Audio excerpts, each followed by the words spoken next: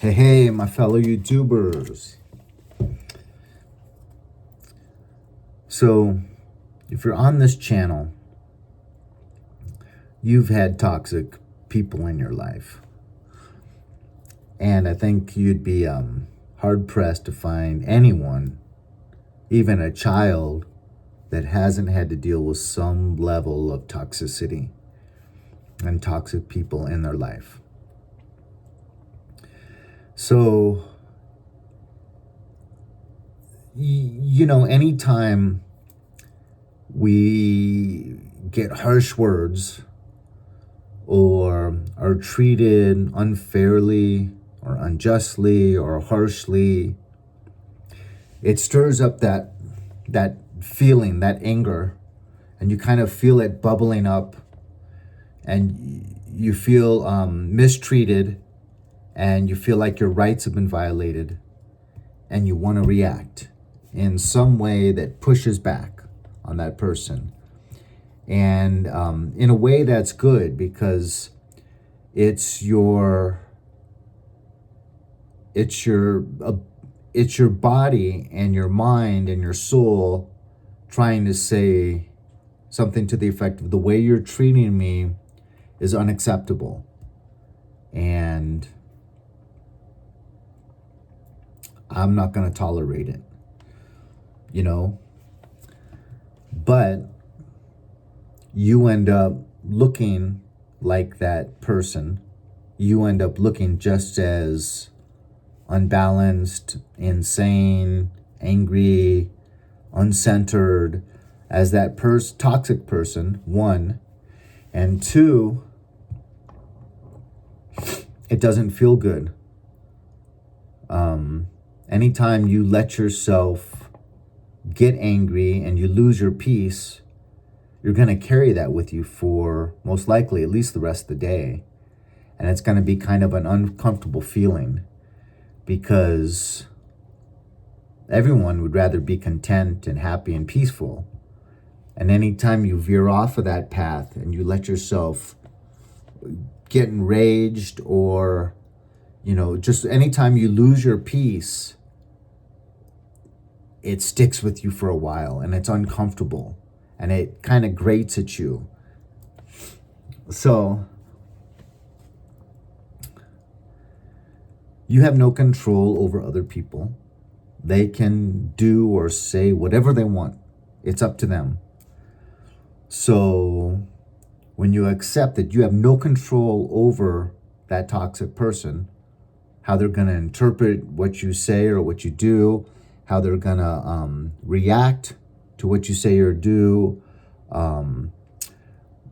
what assumptions they might be making that they think you were implying, or they thought you weren't insulting them when perhaps you weren't. So you have no control. Let's just accept that you have absolutely zero control over anyone. Okay, so that toxic person throws something in your face, some vile comment, some insult, some anger, right? All you have control over is your reaction. And if you want to enjoy the rest of your day or week or month, you want to stay calm. So the first thing you do is you recognize how that's made you feel internally.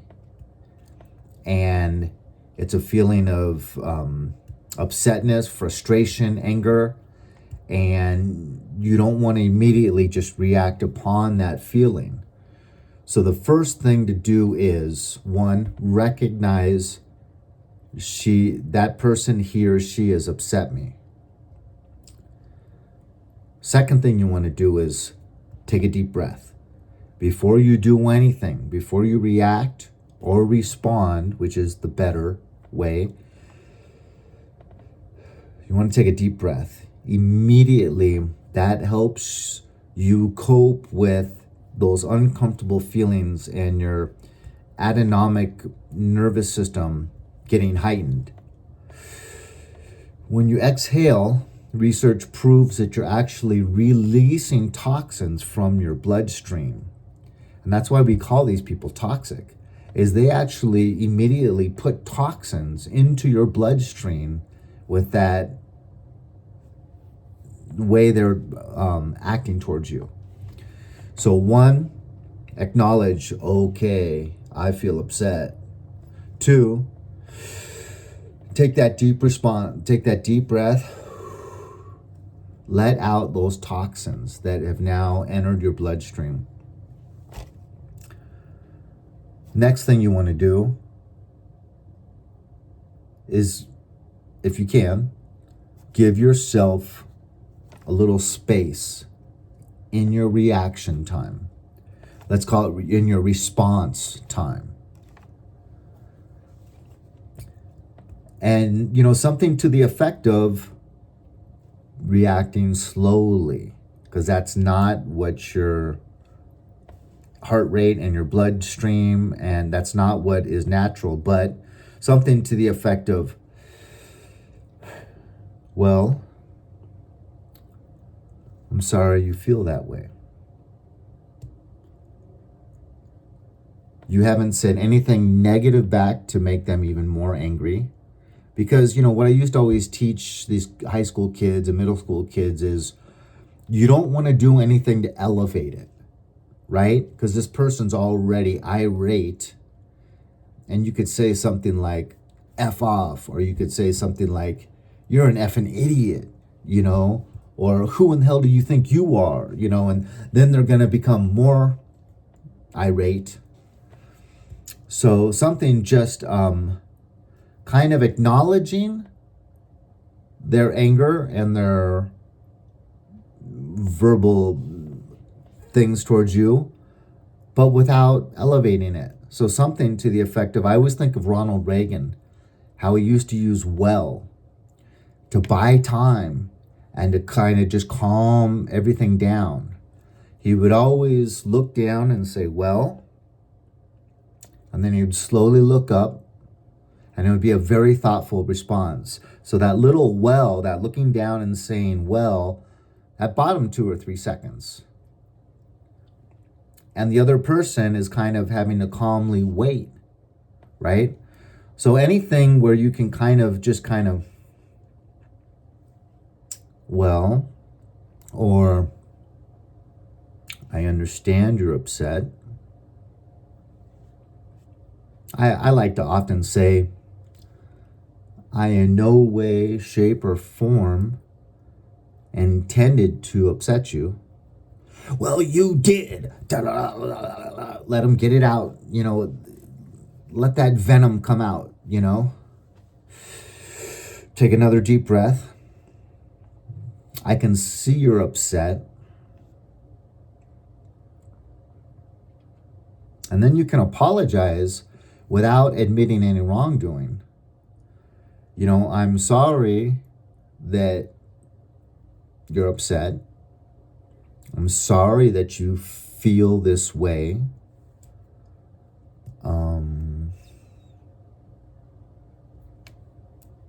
You don't really have to say much else, they're the ones that have a problem. You don't have a problem. And you're avoiding letting their problem become your problem by staying calm. That's on them. They're the one that's irate. They're the one that's angry. They're the one that's toxic. They're the one that's acting foolish and silly and immature. So you don't have to really say or do much. I can see you're very upset. Yes, I'm upset. Another deep breath. I understand. I did not mean to exhibit this response or this level of anger.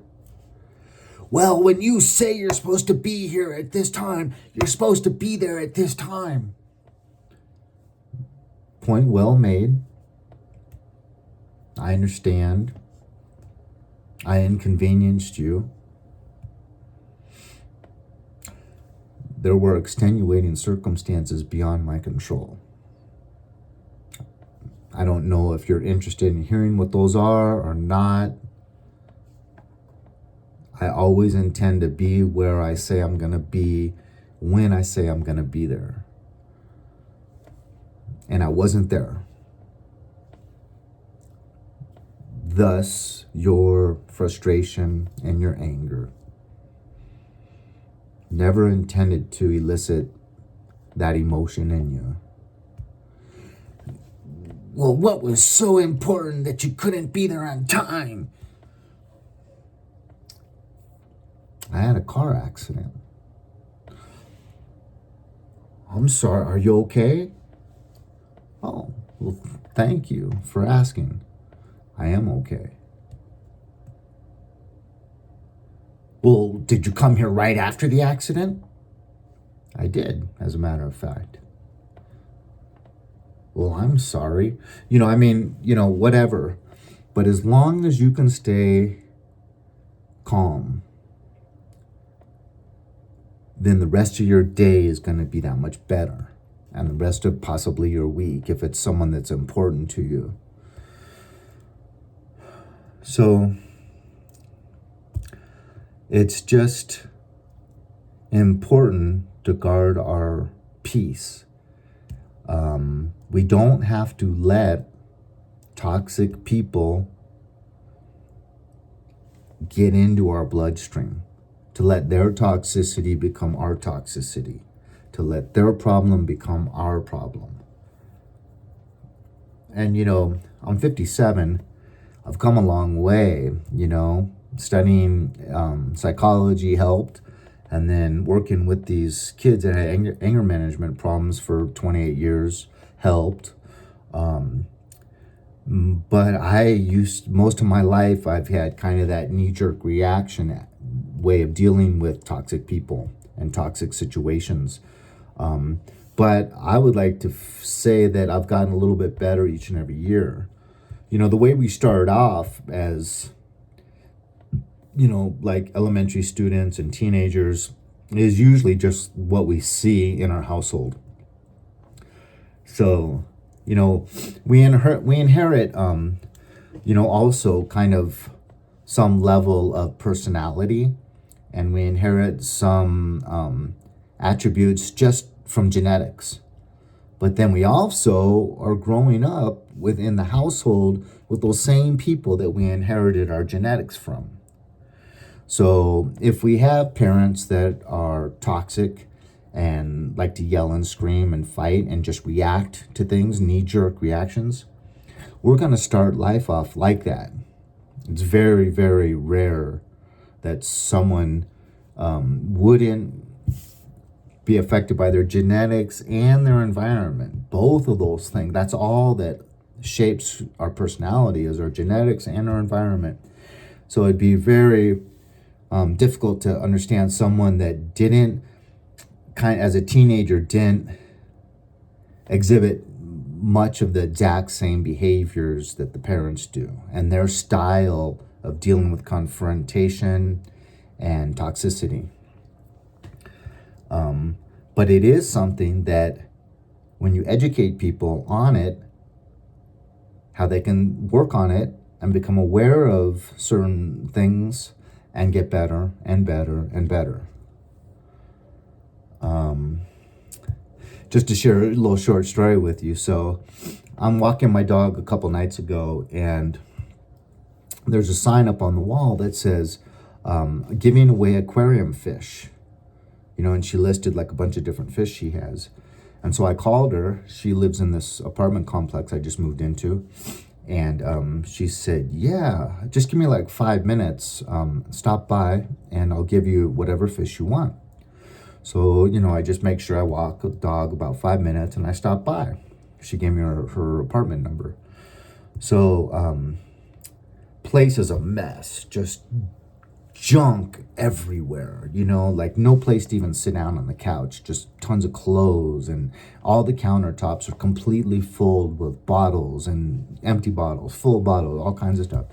So, the way you live is usually an example of the way your mind is. So I'm thinking her mind's cluttered and disorganized.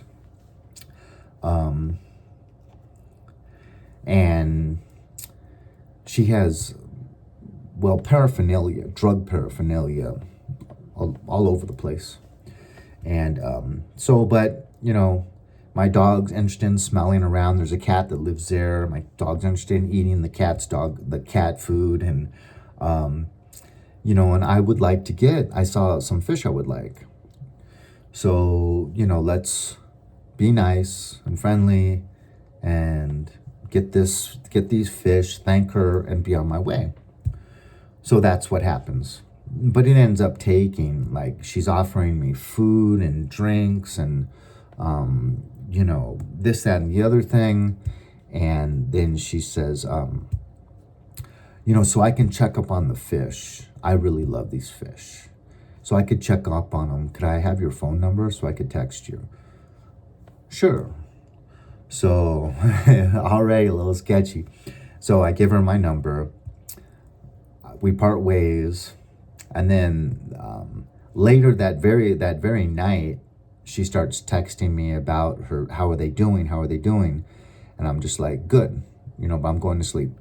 So then the next day, a lot of texting, so I take pictures, I take a video or two to make her feel good. It's like, yeah, look how good they're doing in my aquarium. I have a lot of extra room. They have fish that they have the same school type of fish. The African frog, I already had one, so that new African frog has a playmate, whatever. And so we text back and forth about aquariums because she's new to aquariums in about a year, and she admits that she killed a lot of fish. But she's finally at the point where she can avoid killing fish. So I educate her, I share some pointers with her because I've had aquariums most of my life. And then the last comment I say, she's complimenting my tank. I say, I like the blue rocks because with the boulders, it kind of looks like the ocean with mountains popping up out of the ocean. And I don't really get a response, and I fall asleep. And then in the morning, I'm door dashing early in the morning. So in the morning, I just wake up, brush my teeth, throw on some clothes, and I'm out the door. And when I'm door dashing, I don't read anyone's texts. I don't do anything except DoorDash because there's no free time, pretty much. So I DoorDash 6 or 7 hours, and I come home. And then I notice these texts where she texted me 4 texts after I fell asleep. And then she texted me another text at 5:30 in the morning, bawling me out and saying how I have no manners and how rude I am and how I made her feel extremely stupid. I just met this person. And we had a nice, texting interaction about aquariums, which I enjoyed. But then I fell asleep. And she didn't text me. I texted at 9:37 p.m. and I didn't get a response back until 9:43 p.m. Well, I was already asleep at that time. And in the morning, before work, I'm not going to be reading people's texts and trying to apologize when I didn't even do anything wrong, but I didn't even notice the text till I got home. And so she went off and saying I've made her feel stupid and how people don't have any manners these days and how dumb she was to even put that sign up in the lobby in the first place, inviting people that she doesn't know in this evil apartment complex to come by. And I just responded, my bad, sorry. And then she doesn't respond for 48 hours. And then I knew this was coming. And then she starts kind of making excuses for her behavior about how she's had a lot of really insincere and really poor-mannered people deal with her, and they've made her a little bit jaded. And I just responded, I said, yeah, well, I'm sorry, but I only allow people to mistreat me once. You definitely overreacted, and so I can give your fish back to you if you like, but I wish you well. God bless. And that is the truth. I gave her closure, which narcissists were never willing to do, and I just let her know, you effed up. you went over this line when I didn't do anything wrong. So, toodaloo, see you later. I'm out. You know, because basically all I wanted was the fish. I don't really need her as a friend. I don't want her as a friend. You know, she was the one that was interested in becoming friends with me. I didn't ask for her phone number. I didn't initiate any texting. She did all of that. And you blew it. You wanted to be friends with me, but you acted crazy, and so you blew it. And I let her know very gently and kindly that you blew it. You got no chance of being a friend with me. And I didn't lose any thought over it. I didn't lose any sleep over it. It was just that first response was perfect. Oh, my bad. Sorry. Like, see you later, crazy. And then, 48 hours later, she had calmed down and tried to explain herself. And I very politely let her know that you crossed a line. I just barely met you, and you acted nuts. So obviously you are nuts. Good luck. God bless. Anyways, that's my information on dealing with people throwing toxicity at you.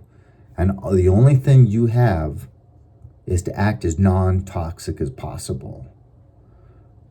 Because when you wrestle with a pig in the mud, one, the pig enjoys it, and two, you've accomplished nothing. So, and you're all covered in mud. So the pig loves rolling around in the mud. They wanted this in reaction from you, so they won on 2 counts. Now you've lost your peace and you're covered in mud. So you've lost on 2 counts and they've won on 2 counts.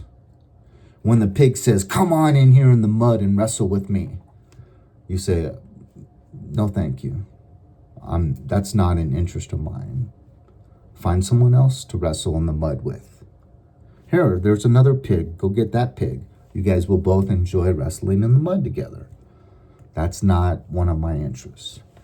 God bless. Leave a comment. Amen.